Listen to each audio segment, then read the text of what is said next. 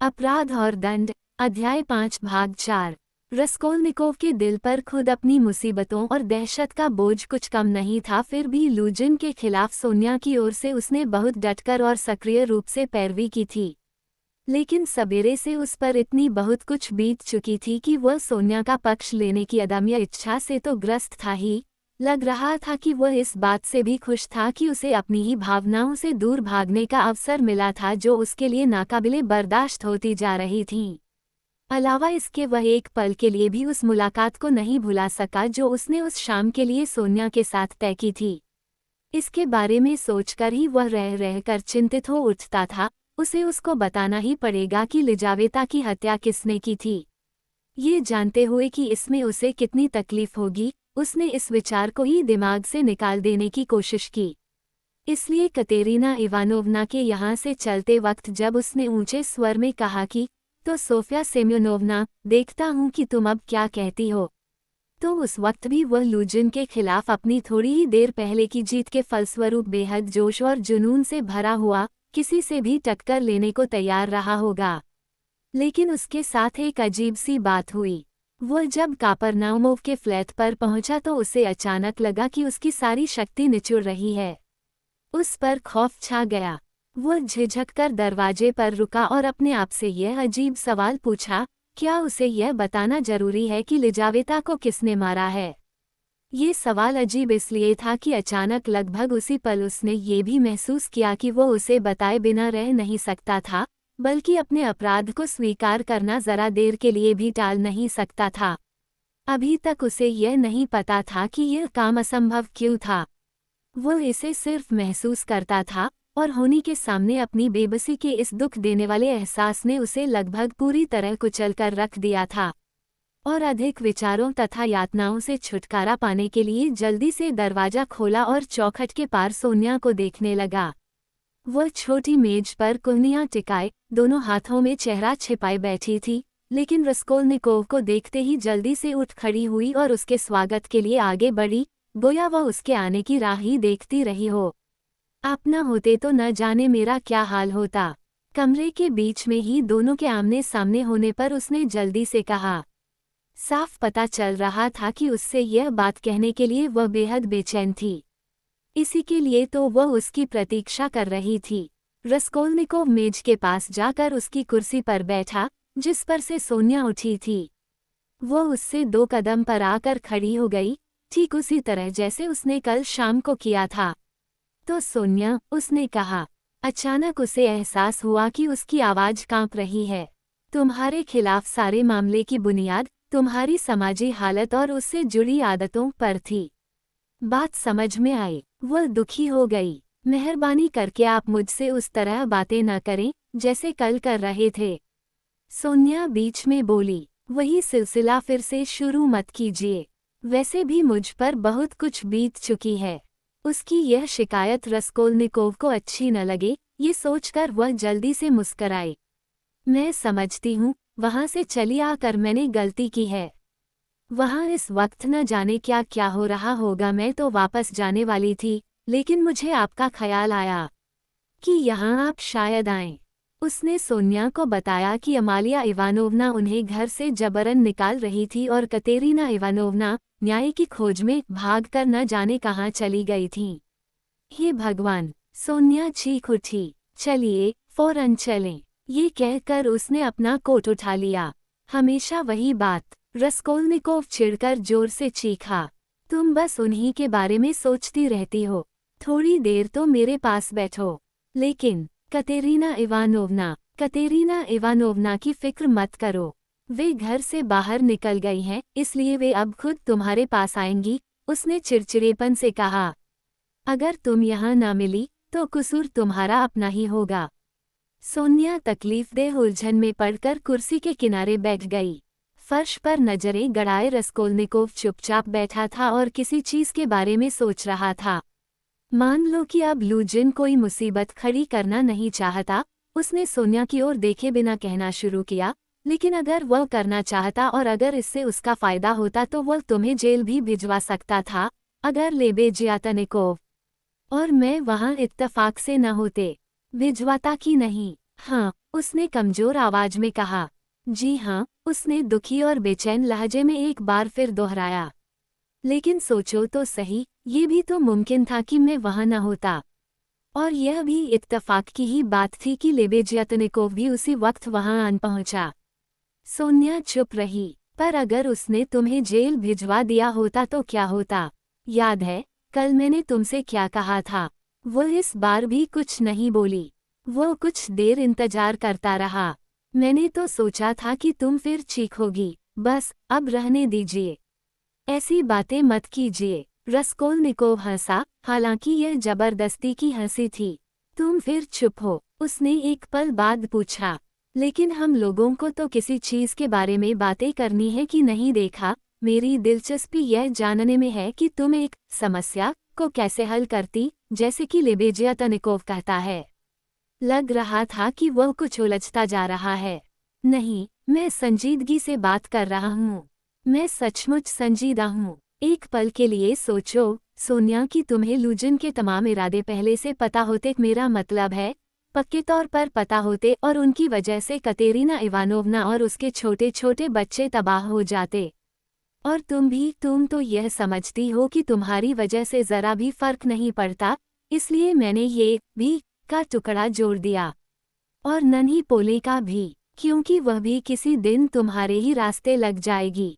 तो मुझे तुम ये बताओ, मान लो इन तमाम बातों का फैसला अचानक तुम्हारे ऊपर छोड़ दिया जाता। मेरा मतलब यह है कि वह या वे लोग जिंदा रहें या न रहें, लूजन जिंदा रहे और अपनी बेहूदगियां करता रहे या नहीं, या कतेरीना इवानोवना को मर जाने दिया जाए या नहीं। तुम इस समस्या का फैसला किस तरह करोगी कि दोनों में से किसको मरना चाहिए? मैं ये सवाल तुमसे पूछ रहा हूँ। सोनिया ने बेचैन होकर उसे देखा।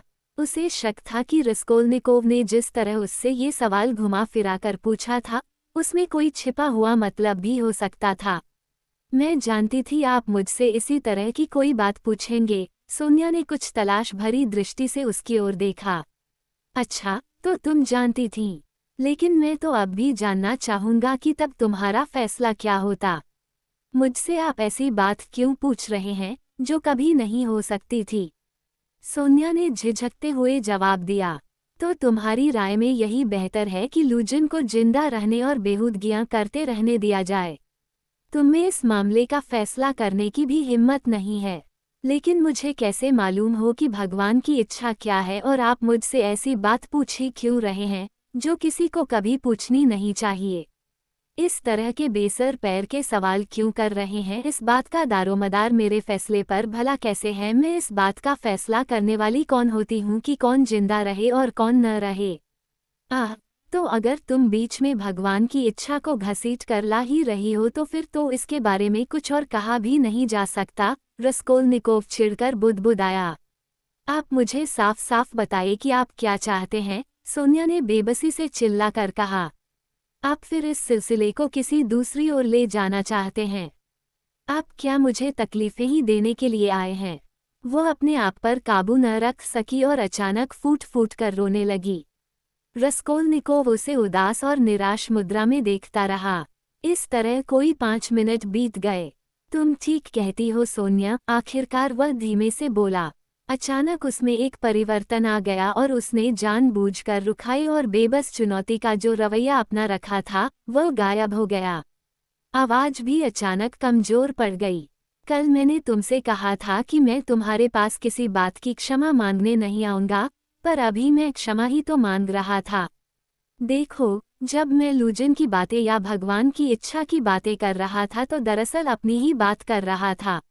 मैं तुमसे क्षमा ही मांग रहा था, सोनिया। रसकोल्निकोव ने मुस्कुराने की कोशिश की, लेकिन उस मुरझाई हुई मुस्कुराहट में एक तरह की कमजोरी थी, एक अधूरापन था। उसने सर झुकाकर हाथों में चेहरा छिपा लिया। लेकिन अचानक उसे सोनिया से गहरी नफरत की एक विचित्र और आश्चर्यजनक भावना ने आन दबोचा। उसने जल्दी से सर उठाकर सोनिया को गौर से देखा, मानो इस भावना से वह आश्चर्यचकित रह गया हो और डर गया हो। लेकिन उसे बस सोनिया की परेशानी और कष्टदायी चिंता से भरी आंखें ही दिखाई दी। उसकी उस दृष्टि से प्यार था, और रसकोल्निकोव की सारी नफरत देखते देखते गायब हो गई। वह नफरत थी ही नहीं, उसने एक भावना को कोई दूसरी भावना समझ लिया था। इसका मतलब सिर्फ यही था कि वो पला चुका था। उसने एक बार फिर हाथों में अपना मुंह छिपाकर सर झुका लिया। अचानक उसका रंग पीला पड़ गया।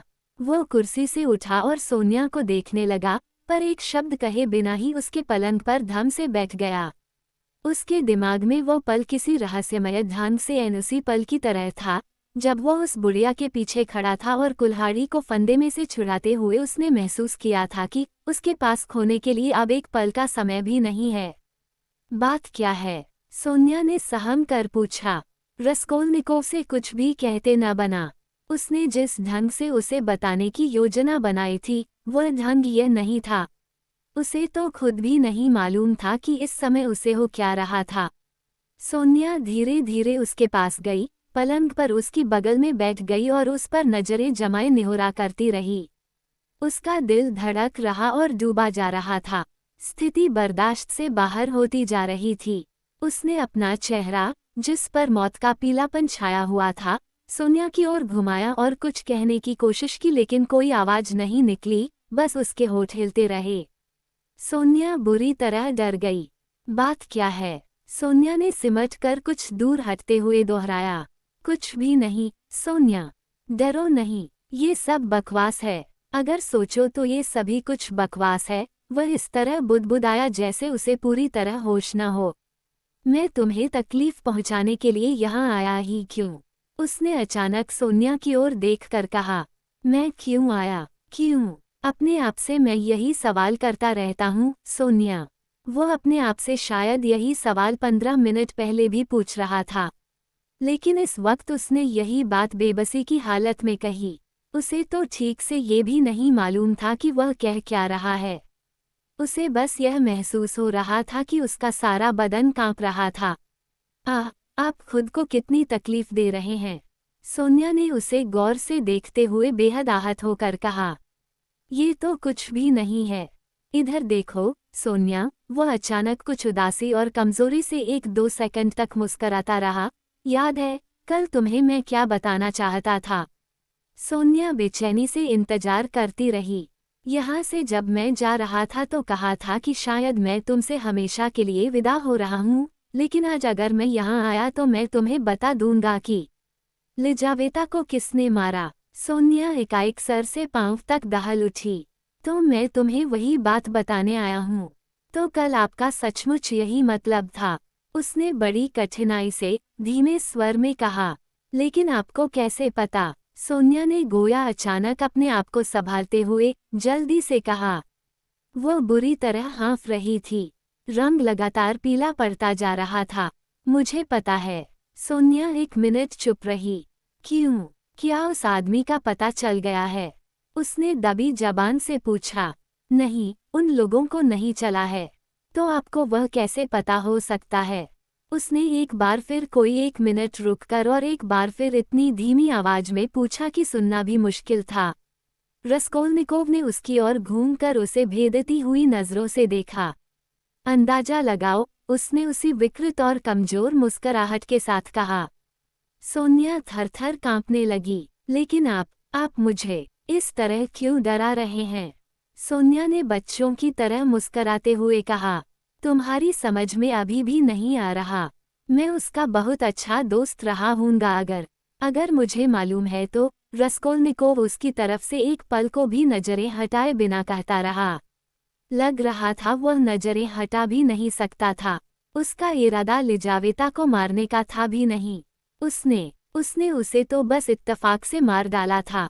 वह तो उस बुढ़िया को मारना चाहता था, तब जबकि वह अकेली हो और वो वहां गया कि इतने में लिजावेता आ गई सो उसे भी उसने मार डाला। एक और भयानक मिनट बीता। दोनों अभी तक एक दूसरे को देखे जा रहे थे। तुम अब भी अंदाजा नहीं लगा सकती?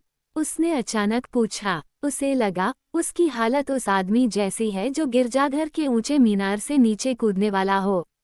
न ही, सोनिया ने इतने धीरे से कहा कि मुश्किल से ही सुनाई पड़ा। देखो अच्छी तरह। ये बात कहते समय एक और पुरानी जानी पहचानी भावना ने उसके हृदय को बर्फ की तरह जमा दिया। उसने सोनिया की ओर देखा और उसके चेहरे में अचानक लिजावेता का चेहरा झांकता महसूस हुआ। उसे उस दिन शाम को लिजावेता के चेहरे का उस वक्त का भाव अच्छी तरह याद था जब वह कुल्हाड़ी लेकर उसकी ओर बढ़ रहा था और वह धीरे धीरे दूर खिसकती हुई दीवार की ओर सरकती जा रही थी।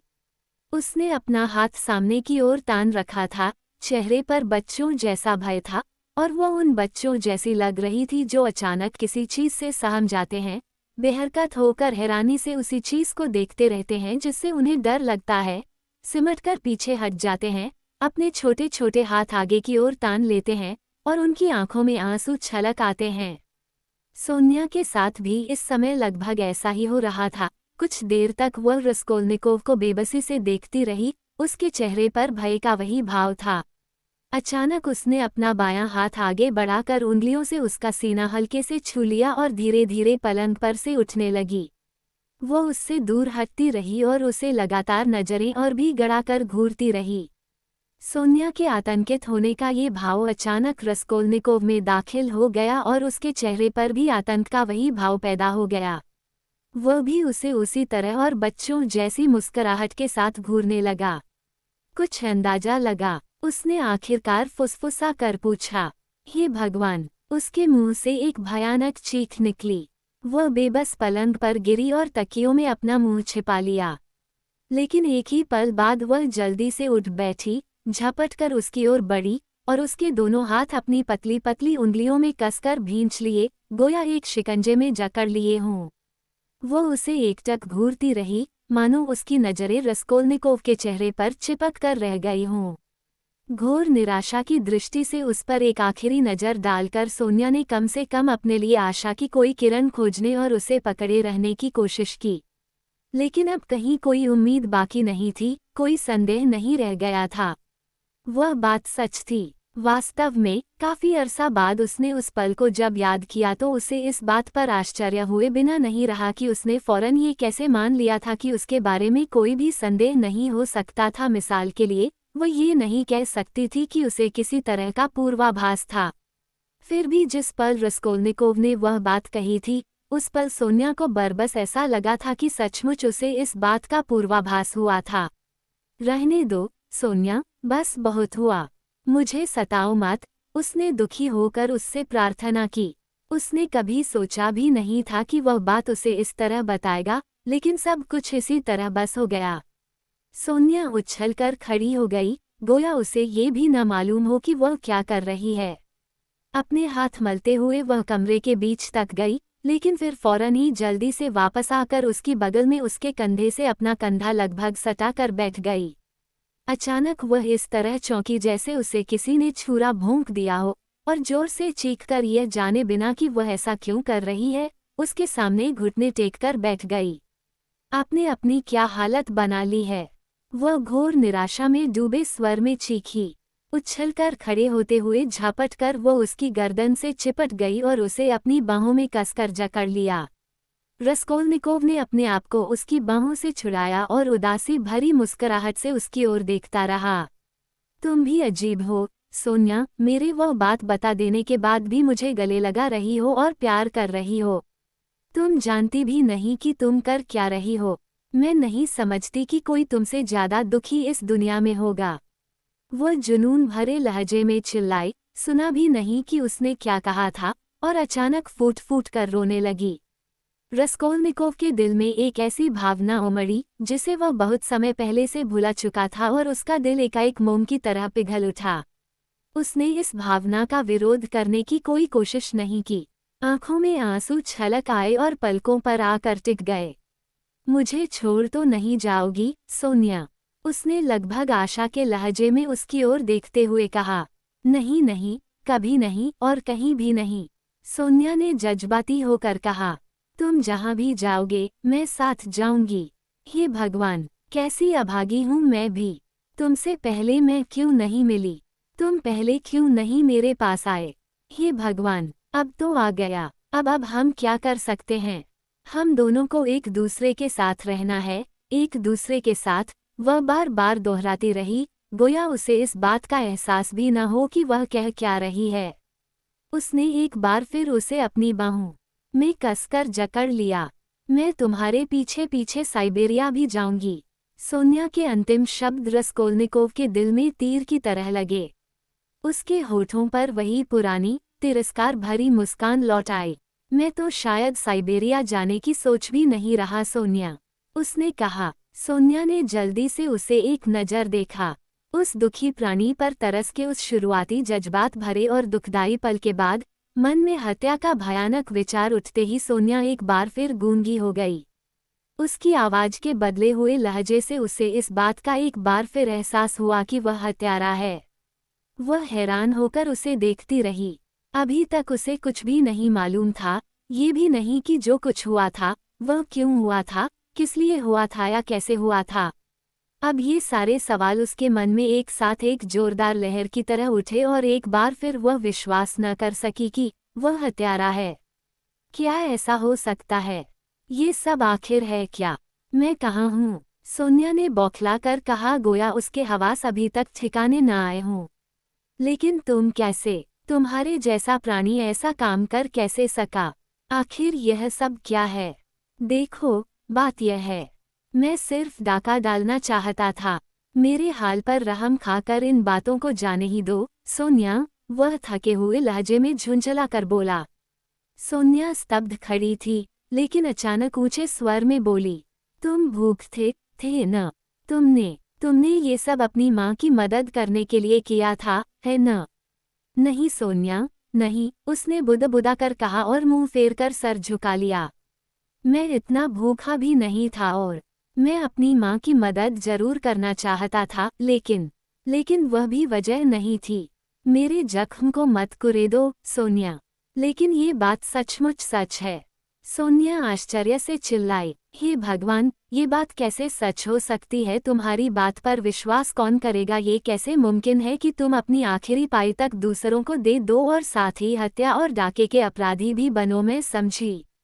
उसने अचानक चौंक कर कहा, वह पैसा जो तुमने कतेरीना इवानोवना को दिया था, वह पैसा? हे भगवान, क्या वह पैसा भी? नहीं सोनिया, उसने जल्दी से उसकी बात काट कर कहा, वह पैसा वहां से नहीं आया था। तुम उसकी वजह से परेशान न हो। पैसे मेरी माँ ने यहाँ के एक व्यापारी के हाथ भिजवाए थे और वह रकम मुझे तब मिली थी जब मैं बीमार था और मैंने वो उसी दिन दे भी दी थी। रजुमिखिन ने देखा था, मेरी तरफ से उसी ने पैसे लिए थे। मेरा पैसा था वह, मेरा अपना। सोनिया विस्मय से आंखें फाड़े उसकी बात सुनती रही और समझने की कोशिश करती रही। जहाँ तक उस पैसे का सवाल है, उसने बहुत धीमे स्वर में, मानो कुछ सोचते हुए कहा, दरअसल मुझे ये भी नहीं मालूम कि उसमें कोई पैसा था भी कि नहीं। मैंने उसकी गर्दन से मखमली चमड़े का बना हुआ एक बटुआ लिया था। उसमें कोई चीज़ इस तरह ठूंस कर भरी हुई थी कि वो फटा जा रहा था। काफी भारी था, लेकिन मैंने उसे खोलकर देखा भी नहीं, शायद इसका वक्त मिला ही नहीं। और जो चीजें मैंने ली थीं वे जंजीरें और दूसरी छोटी मोटी चीजें थीं। उन्हें मैंने अगले ही दिन सवेरे वोज़नेसिंस्की प्रॉस्पेक्ट पर एक अहाते में उस बटुए के साथ ही पत्थर के नीचे गाड़ दिया था। वे अब भी वहीं हैं। सोनिया उत्सुकता से सुनती रही। लेकिन तुमने, जैसा कि तुमने अभी कहा था, अगर यह काम सिर्फ डाका डालने के लिए किया था, तो तुमने कोई चीज़ ली क्यों नहीं? उसने डूबते की तरह तिनके का सहारा लेते हुए जल्दी से पूछा। पता नहीं, अभी तक मैं अपना मन पक्का नहीं कर सका हूँ कि वो पैसा लूँ या न लूँ। उसने एक बार फिर गोया सारी बातों के बारे में सोचते हुए कहा और अपने आप को संभालकर अचानक मुस्कुराया। मैं बहुत बकवास कर रहा हूँ, है न? सोनिया के दिमाग में यह विचार अचानक बिजली की तरह कौंधा, क्या ये पागल है? लेकिन उसने फौरन ही इसे अपने दिमाग से निकाल दिया। नहीं, बात कुछ और है। उसकी समझ में कुछ भी नहीं आया। जानती हो सोनिया, उसने कहा, गोया उसके मन में अचानक कोई प्रेरणा जागी हो, क्या तुम्हें पता है कि अगर मैंने उसकी हत्या सिर्फ भूखे होने के सबब की होती? वो एक एक शब्द पर जोर देकर, रहस्यमय ढंग से उसे देखते हुए लेकिन सच्चाई से कहता रहा, तो मैं इस वक्त खुश हो रहा होता। मैं चाहता हूँ कि यह बात तुम समझो।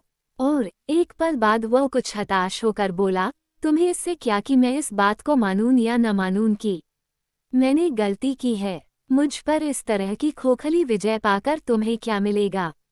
आह सोनिया, क्या मैं इसीलिए यहाँ आया था? सोनिया फिर कुछ कहना चाहती थी, लेकिन उसने अपने आप को रोक लिया। मैंने कल तुमसे साथ चलने को कहा था, इसलिए कि मेरे पास अब तुम्हारा ही सहारा बचा है। कहाँ चलने को? सोनिया ने दबी जबान से पूछा। डाके डालने और कत्ल करने नहीं, चिंता मत करो, वो तल्खी से मुस्कुराया। हम एक दूसरे से अलग हैं। कितने अलग? और सोनिया, तुम्हें पता है, मैंने अभी इसी पल महसूस किया कि मैं तुमसे कहाँ साथ चलने को कह रहा था। मैंने कल जब पूछा था, तब मुझे खुद नहीं मालूम था। मैं तुम्हारे पास बस एक चीज़ के लिए आया था। मैं चाहता था कि तुम मुझे छोड़ न जाना। तुम मुझे छोड़ तो नहीं जाओगी सोनिया? सोनिया ने उसका हाथ धीरे से दबाया। आखिर क्यों? मैंने उसे बताया क्यों। मैंने उसके सामने हर बात मान क्यों ली। एक ही मिनट बाद वह घोर निराशा से बेचैन होकर चिल्लाया और सोनिया की ओर बेहद दर्द के साथ देखता रहा। सोनिया, तुम मुझसे जरूर कुछ बातों की वजह जानना चाहती होगी। तुम बैठी इसी का इंतजार तो कर रही हो। ये बात तो मुझे दिखाई दे रही है, लेकिन मैं तुम्हें भला क्या बता सकता हूँ, तुम्हारी समझ में कुछ भी नहीं आएगा। बेकार अपना दिल दुखाओगी मेरी खातिर। फिर वही बात, रोने लगी और मुझे गले लगाने लगी।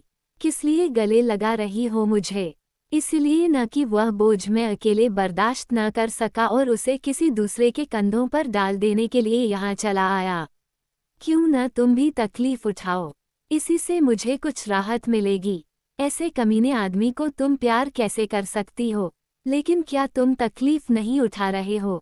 सोनिया ने रुंधी हुई आवाज में पूछा। रस्कोल्निकोव पर वही भावना एक बार फिर छा गई। एक पल के लिए उसका दिल पसीज उठा। सोनिया, मेरा दिल बहुत मैला है। ये बात याद रखना, शायद इससे बहुत सी बातें तुम्हारी समझ में आ जाएं। मैं यहाँ इसलिए आया कि मैं दुष्ट हूँ। ऐसे भी लोग हैं जो न आते, लेकिन मैं काया हूँ और कमीना भी हूँ। लेकिन तुम चिंता न करो, असल बात यह नहीं है। मैं सब कुछ कह देना चाहता हूँ, लेकिन समझ में नहीं आ रहा कि शुरू किस तरह करूँ। कुछ देर ठहरकर वह सोचता रहा। आह, हम दोनों एक दूसरे से कितने अलग हैं। वह फिर दुखी होकर बोला, बिल्कुल एक जैसे नहीं हैं। आखिर क्यों? मैं यहाँ क्यों आया? इसके लिए अपने आप को मैं कभी माफ नहीं करूँगा। नहीं नहीं, मुझे खुशी है कि तुम आए, सोनिया ने जज्बाती होकर कहा। अच्छा यही है कि मुझे मालूम हो जाए। कहीं बहुत अच्छा। रस्कोल्निकोव ने आहत दृष्टि से उसे देखा। और अगर वैसा था भी तो क्या हुआ? वह बोला, जैसे किसी फैसले पर पहुंच चुका हो। हाँ, यकीनन यही बात थी। सुनो, मैं नेपोलियन बनना चाहता था और इसलिए मैंने उस बुढ़िया का खून कर दिया। अब तुम्हारी समझ में आया न? ही सोनिया ने भोलेपन से और दब्बूपन के साथ धीमे स्वर में कहा, लेकिन तुम कहते रहो, मैं समझ जाऊंगी, अपने दिल की गहराई से मैं समझ जाऊंगी। वो उससे प्रार्थना करती रही। समझ जाओगी खूब, तो देखते हैं। वह देर तक चुप रहा और कुछ सोचता रहा। देखो, हुआ ये कि एक दिन मैंने अपने आप से सवाल पूछा, अगर मेरी जगह, मिसाल के लिए, नेपोलियन होता और अपना जीवन आरंभ करने के लिए उसके पास न तूलों होता, न मिस्र होता, और न ही पार करने को कोई ब्लांक पहाड़ होता, बल्कि इन तमाम शानदार और भारी भरकम चीजों की बजाय कोई खूसट बुढ़िया होती, किसी छोटे मोटे सरकारी नौकर की विधवा, जिसके संदूक से पैसा निकालने के लिए, समझी न, अपना जीवन आरंभ करने के लिए उसका खून करना जरूरी होता। तो अगर उसके सामने कोई दूसरा रास्ता न होता तो क्या वह ये काम करने का फैसला करता? क्या ये काम करने से उसे भी इसलिए नफरत होती कि यह काम किसी भी तरह शानदार नहीं था और फिर पाप का भी काम था? आज मैं तुम्हें ये बता दूं कि इस सवाल में मैंने काफ़ी लंबे वक्त तक सर खपाया, यहाँ तक कि आखिर में जब मेरे दिमाग में यह बात आई, न जाने कैसे एकदम अचानक, कि उसे बिल्कुल नफरत न होती, बल्कि यह बात उसके मन में उठती भी नहीं कि यह काम कोई शानदार काम नहीं था, तो मुझे बेहद शर्म आई। सच तो यह है कि उसकी समझ में भी नहीं आता कि आखिर इसमें इतना आगा पीछा सोचने की बात क्या है। और अगर उसके सामने कोई दूसरा रास्ता न होता तो जरा भी संकोच किए बिना वह उसका गला घोंट देता और इस काम में किसी तरह की कोई कसर न छोड़ता। खैर, आखिरकार ऐसा वक्त आया कि मुझे भी कोई संकोच नहीं रहा और मैंने उसका खून कर दिया, उसी आदमी के कदमों पर चलते हुए जिसे मैं अपना आदर्श मानता था। वह सारी घटना ठीक इसी तरह हुई। तुम्हें ये बात अजीब लगती है क्या? हाँ सोनिया, अजीब बात तो यह है कि ठीक यही हुआ था। सोनिया को ये बात हरगिज अजीब नहीं लग रही थी। मुझे साफ साफ बताओ, कोई मिसाल दिए बिना उसने और भी दब्बूपन से और इतने धीमे लहजे में कहा कि ठीक से सुनाई भी नहीं देता था। रस्कोल्निकोव उसकी ओर घूमा, उदास भाव से उसे देखा और उसके हाथ थाम लिए। तुम भी ठीक ही कहती हो सोनिया, ये सब कुछ बकवास है, कोरी बातें। देखो, तुम जानती हो कि मेरी माँ के पास कुछ भी नहीं है, लगभग कुछ भी नहीं। मेरी बहन ने काफ़ी अच्छी शिक्षा पाई, लेकिन वह तो बस किस्मत की बात थी, और इसके बाद भी उसे बच्चों की देखभाल करने की ही नौकरी मिली। उन लोगों ने सारी उम्मीदें मुझसे लगा रखी थीं, सिर्फ मुझसे। मैं पढ़ रहा था, लेकिन मैं यूनिवर्सिटी का खर्च नहीं जुटा सकता था, और इसलिए मजबूरन मुझे कुछ अरसे के लिए पढ़ाई छोड़नी पड़ी। अगर वह सिलसिला चलता रहता तो शायद, अगर सब कुछ ठीक ठाक रहता तो 10-12 साल में मुझे 1000 रूबल सालाना पर कहीं पढ़ाने की या किसी सरकारी दफ्तर की नौकरी मिल जाती। वो यूं बोलता रहा जैसे सब कुछ रटा रटाया बोल रहा हो। उस वक्त तक मेरी माँ चिंता करते करते और दुख झेलते झेलते पूरी तरह टूट चुकी होती और मैं उन्हें भी सुख न पहुँचा पाता। जहाँ तक मेरी बहन का सवाल है, उसकी हालत इससे भी बदतर हो सकती थी, और इससे बहरहाल क्या फ़ायदा कि ज़िंदगी में हर चीज़ अपने पास से कतरा कर निकल जाए और हम देखते रह जाएं, या हर चीज़ की ओर से मुंह फेर ले मैं अपनी माँ को भूल जाऊं, या मिसाल के लिए मेरी बहन पर अपमानों की जो बौछार की गई है उन्हें चुपचाप सर झुका कर पी जाऊं। मैं ऐसा क्यों करूं? इसलिए कि मैं उन्हें दफन कर दूं और अपने कंधों पर नई जिम्मेदारियां संभाल लूं, बीवी और बच्चे, और फिर उन्हें भी कंगाल छोड़ जाऊं। तो इसलिए मैंने फैसला किया कि उस बुढ़िया का पैसा हथिया लूं ताकि अपनी माँ को परेशान किए बिना यूनिवर्सिटी की पढ़ाई पूरी कर सकूं। यूनिवर्सिटी से निकलने के बाद कुछ बरस तक अपनी जिंदगी संवारने के लिए उस पैसे की मदद लूं, और यह सब कुछ अच्छी तरह करूं, बड़े पैमाने पर करूं, ताकि अपनी जिंदगी के लिए जो काम भी चुनूं उसमें कामयाबी का पूरा भरोसा रहे और मैं किसी के सहारे का मोहताज न रहूं। तो यही है सारा किस्सा। बेशक मैंने उस बुढ़िया का खून करके बुरा किया, और ये बस इतना ही काफ़ी है। उसने बड़ी मुश्किल से अपना किस्सा खत्म किया। उसे लगा वह थक कर चूर हो चुका है और उसने अपना सर झुका लिया। ऐसा नहीं है, नहीं, ऐसा नहीं है, सोनिया ने निराशा में डूबे स्वर में चिल्ला कर कहा।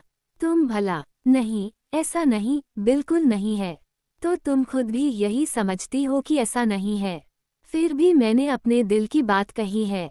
जो सच्चाई थी मैंने तुम्हें वही बताई है।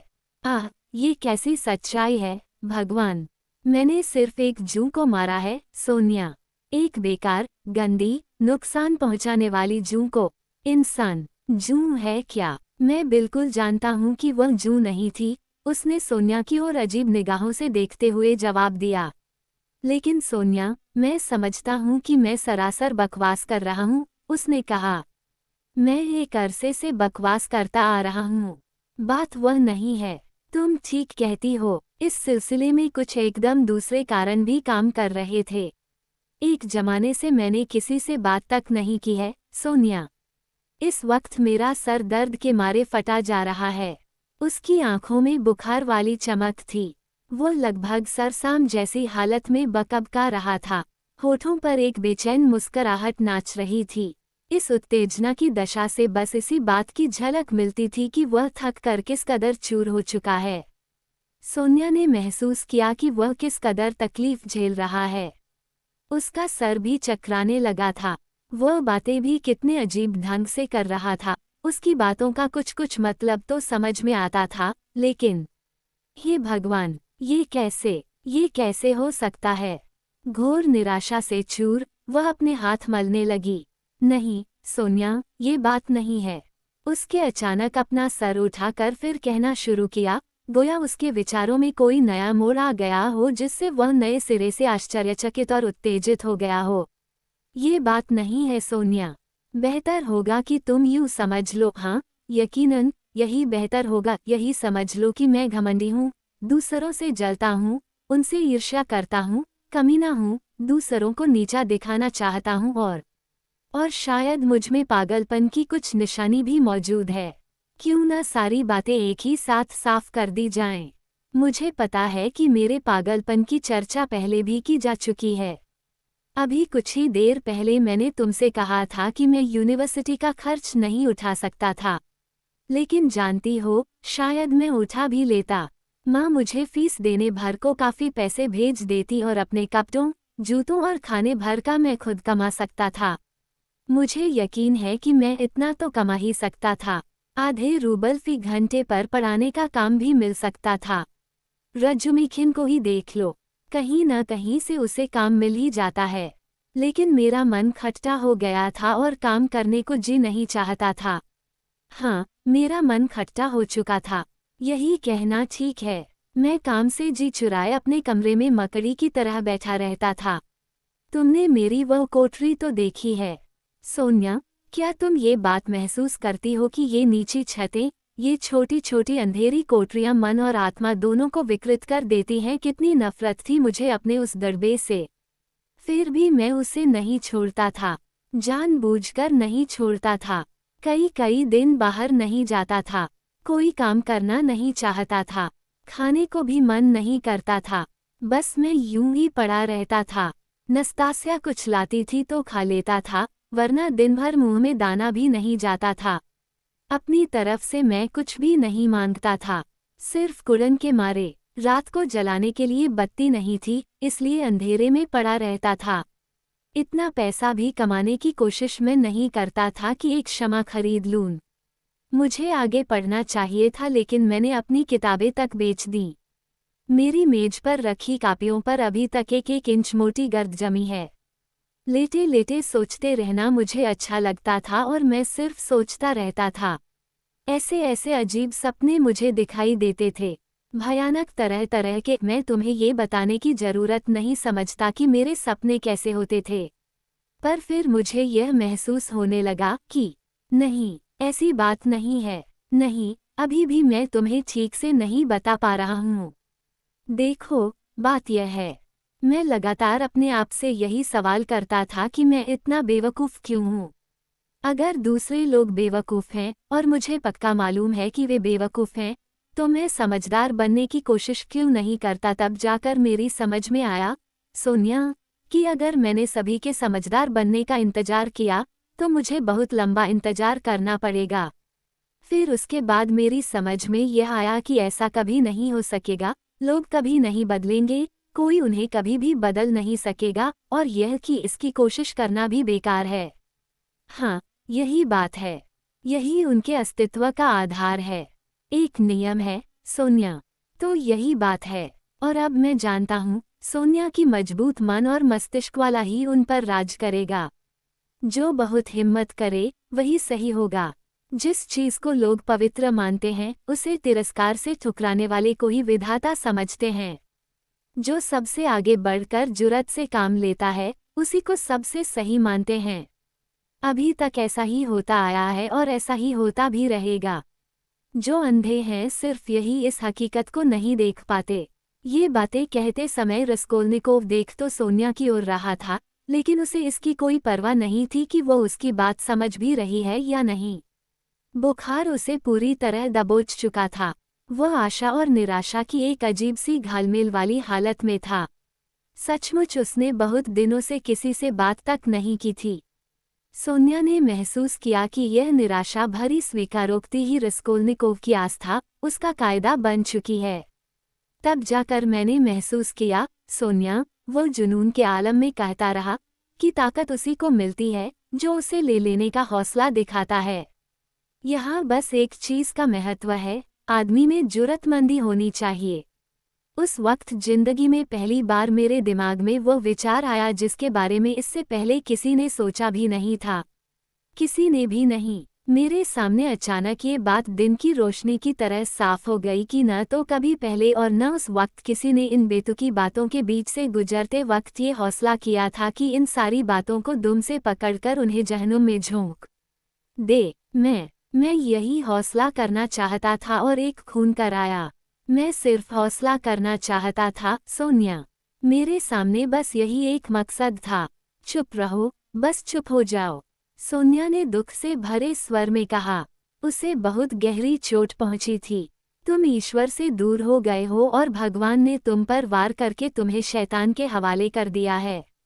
अरे हाँ सोनिया, जानती हो, जब मैं अंधेरे में लेटा रहता था और मेरी आंखों के सामने तस्वीरें घूमती रहती थीं, तब शैतान ही मुझे लालच देता नजर आता था। सुना, चुप रहो, हंसो मत, भगवान की निंदा मत करो। कुछ नहीं समझते तुम, कुछ भी नहीं। भगवान, इनकी समझ में क्या कुछ भी नहीं आएगा। बेवकूफ़ी की बातें मत करो सोनिया, मैं हंस नहीं रहा हूँ। मुझे अच्छी तरह पता है कि शैतान मुझे अपने इशारे पर चला रहा था। चुप रहो सोनिया, चुप रहो, उसने निराशा के साथ इसरार किया। सब जानता हूँ मैं। अंधेरे में लेटे लेटे मैं इन सारी बातों के बारे में ही सोचता रहता था और चुपके चुपके अपने आप से यही सब बातें कहता रहता था। इन सारी बातें के बारे में मैं खुद से पूरी बहस कर चुका हूँ और मैं सब कुछ जानता हूँ, सभी कुछ। बेवकूफ़ी की इस सारी बकवास से मैं किस कदर तंग आ चुका था। मैं हर बात को भूल जाना, सब कुछ नए सिरे से शुरू करना चाहता था सोनिया। मैं बकबक करना बंद कर देना चाहता था। क्या तुम सचमुच ये समझती हो कि कुछ भी सोचे बिना मैंने अचानक नादानी में ये काम कर डाला नहीं? मैंने चालाकी से यह सारा सिलसिला शुरू किया और मेरी तबाही की वजह यही थी। क्या सचमुच तुम्हारी समझ में, मिसाल के लिए, मैं यह नहीं जानता था कि अगर मैं खुद से यह पूछता रहा कि मुझे ताकत पाने का अधिकार है कि नहीं, तो इसका मतलब सिर्फ ये होगा कि मुझे ताकत पाने का कोई अधिकार नहीं है। या ये कि अगर मैंने खुद से यह पूछा कि आदमी जूं है या नहीं है, तो इसका मतलब बस ये होगा कि मेरी नज़र में आदमी जूं नहीं है, हालांकि वह उस आदमी की नज़र में जूं हो सकता है जिसने कभी इस बारे में सोचा नहीं और जो अपने आप से कोई सवाल किए बिना आगे ही बढ़ता गया। इसलिए अगर मैं इतने दिनों तक यही फैसला करने की कोशिश में परेशान रहा कि नेपोलियन ऐसा करता या नहीं, तो इसकी वजह यही थी कि मुझे बखूबी पता था कि मैं नेपोलियन नहीं था। मैं उस बेवकूफ़ी की सारी तकलीफ झेलता रहा सोनिया, और मैं उससे छुटकारा पाने के लिए तड़पता रहा। मैं खून करना चाहता था सोनिया, भला बुरा कुछ भी सोचे बिना खून करना चाहता था। अपने संतोष के लिए खून करना चाहता था, सिर्फ अपनी खातिर। मैं इस बारे में खुद से भी कोई झूठ नहीं बोलना चाहता था। ये खून मैंने इसलिए नहीं किया कि अपनी माँ की मदद करूं। ये बकवास है। इसलिए ये खून नहीं किया कि दौलत और ताकत हासिल करके मैं मानव जाति का उपकार करना चाहता था। ये भी बकवास है। मैंने ये काम बस यूं ही कर डाला, सिर्फ अपनी खातिर यह काम किया। उस वक्त मुझे इसकी भी परवाह नहीं थी कि मैं किसी का उपकारी बनूंगा या नहीं, या अपनी बाकी जिंदगी उन सबको एक मकड़ी की तरह अपने जाल में फंसाकर और उनका जीवन रस चूस कर बिता दूंगा। जिस वक्त मैंने ये काम किया सोनिया, उस वक्त मुझे पैसे का भी लोभ नहीं था। नहीं, उस वक्त मुझे पैसे की उतनी ज़रूरत नहीं थी जितनी किसी और चीज़ की थी। अब मुझे सब कुछ मालूम है। सोनिया, मुझे समझने की कोशिश करो। अगर मैं उसी रास्ते पर चलता रहता तो शायद फिर कभी कोई खून ना करता। मैं कोई दूसरी ही बात पता करना चाहता था, कोई दूसरी ही चीज़ मुझे आगे धकेल रही थी। उस वक्त मुझे ये पता करना था, जल्दी से जल्दी पता करना था, कि क्या मैं भी दूसरे लोगों की तरह जूं हूं या एक इंसान हूं, क्या मैं हदों को पार कर सकता हूं या नहीं, क्या मुझमें आगे बढ़कर ताकत हासिल करने का हौसला है या नहीं, मैं कोई रेंगने वाला कीड़ा हूं या मुझे इसका अधिकार है कि खून करने का, तुम्हें खून करने का अधिकार है या नहीं। सोनिया डर कर चीख पड़ी। आह सोनिया, भगवान के लिए, वह चिढ़कर ऊंची आवाज में बोला। वह जवाब में कुछ कहना चाहता था, लेकिन इसकी बजाय वह बड़े तिरस्कार के भाव से चुप हो गया।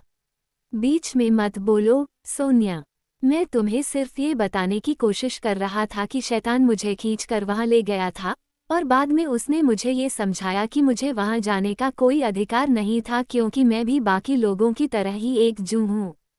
उसने मेरी हंसी उड़ाई और मैं अब इसीलिए तुम्हारे पास आया हूँ। अपने मेहमान का स्वागत करो। अगर मैं एक जू न होता तो क्या तुम्हारे पास आता? सुनो, उस दिन शाम को जब मैं उस बुढ़िया के यहाँ गया था तो मैं सिर्फ यह आजमाने गया था। मैं चाहता हूँ तुम ये बात जान लो।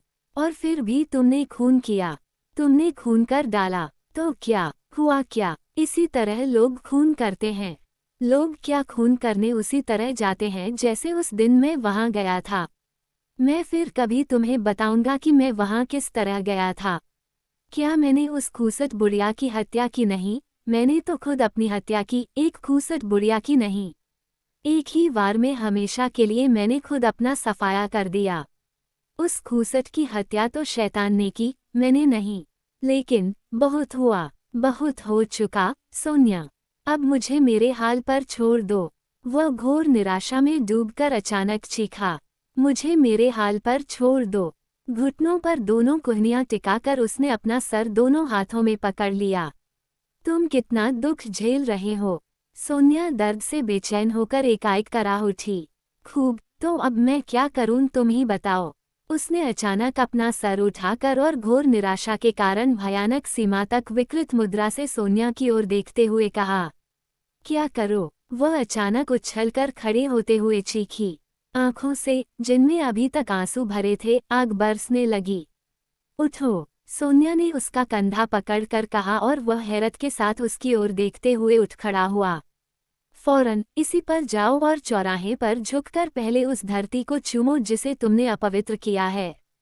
फिर चारों दिशाओं में झुको और सभी लोगों से चिल्ला चिल्लाकर कहो, मैं हत्यारा हूँ। भगवान तब तुम्हें फिर से एक नया जीवन भेजेगा। जाओगे, जा सकोगे तुम। सोनिया ने सर से पांव तक कांपते हुए उसके दोनों हाथ कसकर अपने हाथों में थामे हुए और दहकती हुई आंखों से उसे देखते हुए पूछा। रस्कोल्निकोव उस लड़की में अचानक ये जोश देखकर हैरान रह गया। तुम साइबेरिया की बात सोच रही हो? सोनिया, ये चाहती हो कि मैं आत्मसमर्पण कर दूं? उसने निराश भाव से पूछा। कष्ट को स्वीकार करो और इस तरह अपना प्रायश्चित करो, तुम्हें यही करना होगा। नहीं, मैं उनके पास नहीं जाऊंगा। सोनिया, फिर तुम किस तरह जिंदगी बसर करना चाहते हो? सोचो तो सही, तुम्हें क्या क्या झेलना होगा? सोनिया ने चिल्ला कर कहा। क्या अब यह मुमकिन है? तुम अब अपनी माँ से बात कैसे कर सकोगे? सोचो तो उनका अब क्या होगा? लेकिन मैं क्या बातें किए जा रही हूँ? तुम अपनी माँ और बहन को तो पहले ही छोड़ चुके हो, कि नहीं? हे भगवान, उसने दुखी स्वर में कहा, इसे तो सब कुछ पहले से मालूम है। किसी इंसान के साथ के बिना तुम सारा जीवन कैसे काटोगे? तुम्हारा होगा क्या? बच्चों जैसी बात मत करो, सोनिया, उसने शांत भाव से कहा। उनकी नज़रों में भला किस तरह मैं अपराधी हूँ? क्यों जाऊँ मैं? उनसे मैं क्या कहूँगा? ये सब एक छलावा है। वे खुद ही लाखों करोड़ों को तबाह कर रहे हैं और इसे एक अच्छी बात समझते हैं। वे दगाबाज और बदमाश लोग हैं। सोनिया, मैं नहीं जाता। फिर मैं जाकर कहूँगा क्या कि मैंने एक बुढ़िया का खून किया और पैसा लेने की हिम्मत नहीं पड़ी, उसे मैंने एक पत्थर के नीचे छिपा दिया। उसने तल्खी से मुस्कराते हुए कहा। वे सब मुझ पर हंसेंगे और पैसा न लेने की बात पर मुझे बेवकूफ़ कहेंगे। काया और मूर्ख, वे कुछ भी नहीं समझ सकेंगे सोनिया, कुछ भी नहीं। वैसे उन्हें कुछ समझने का हक भी नहीं है। तो मैं क्यों जाऊं? बच्चों जैसी बातें मत करो। तुम ये बर्दाश्त नहीं कर सकोगे, नहीं कर सकोगे, नहीं कर सकोगे।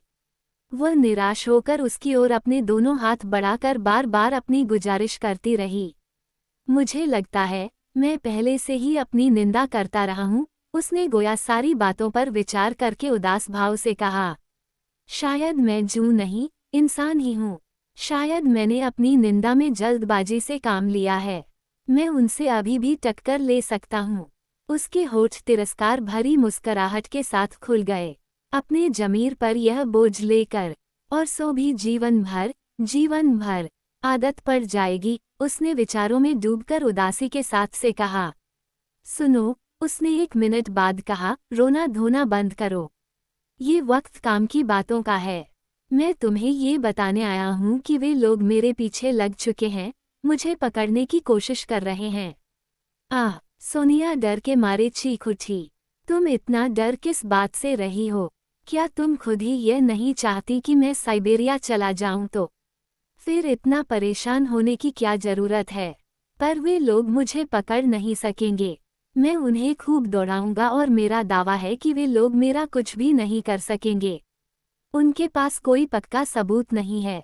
कल मैं बहुत खतरे में था और यह समझ रहा था कि मेरा खेल खत्म हो चुका है, लेकिन आज परिस्थिति काफी बेहतर दिखाई देती है। उनके पास जो भी सबूत मेरे खिलाफ हैं, वे कच्चे हैं। उनकी काट दोनों तरफ हो सकती है। मेरा मतलब है, मैं उनके सारे इल्जाम अपने पक्ष में मोड़ सकता हूँ। समझ में आ रही है ये बात? और मैं ऐसा करूँगा भी क्योंकि मैं जरूरी सबक सीख चुका हूँ। लेकिन ये बात पक्की है कि वे मुझे जेल में डालेंगे। आज ऐसी ही एक बात हो गई, वरना तो वे लोग जेल में मुझे डाल भी चुके होते। शायद वैसे भी वे आज ही मुझे जेल भेज दें। लेकिन इससे कोई फर्क नहीं पड़ता सोनिया। मैं 1-2 हफ्ते जेल में काटूंगा और उन्हें फिर मुझको छोड़ना पड़ेगा। क्योंकि उनके पास मेरे खिलाफ कोई ठोस सबूत नहीं है।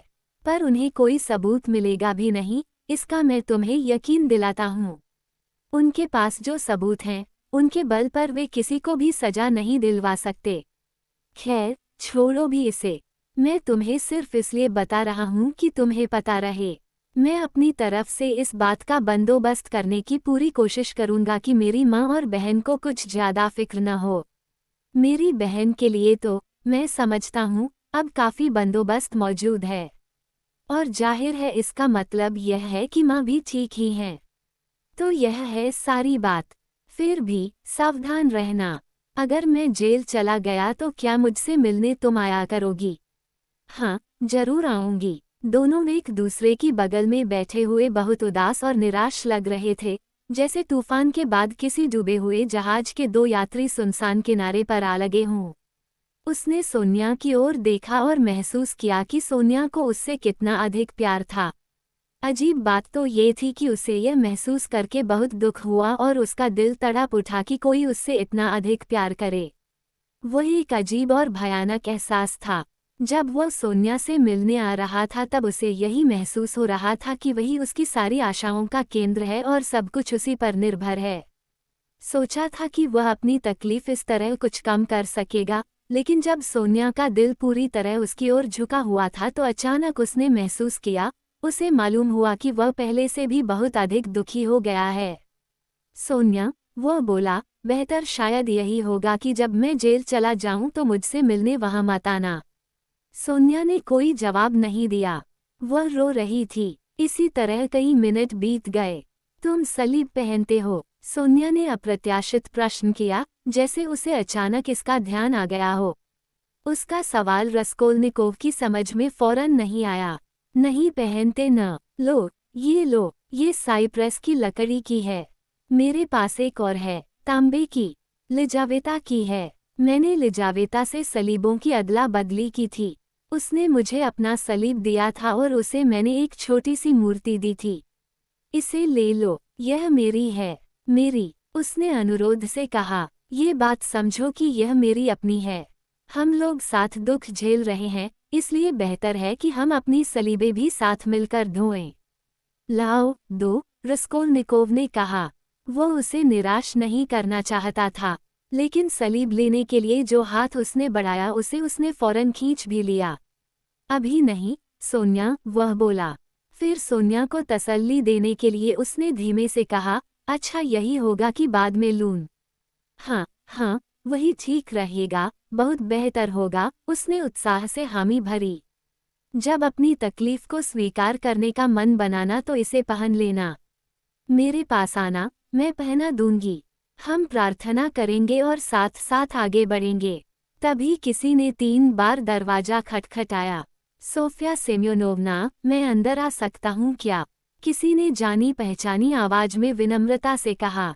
सोनिया हैरान होकर दरवाजे की ओर लपकी। दरवाजे से लिबेजियातनिकोव के सन जैसे बालों वाले सर ने अंदर झांका।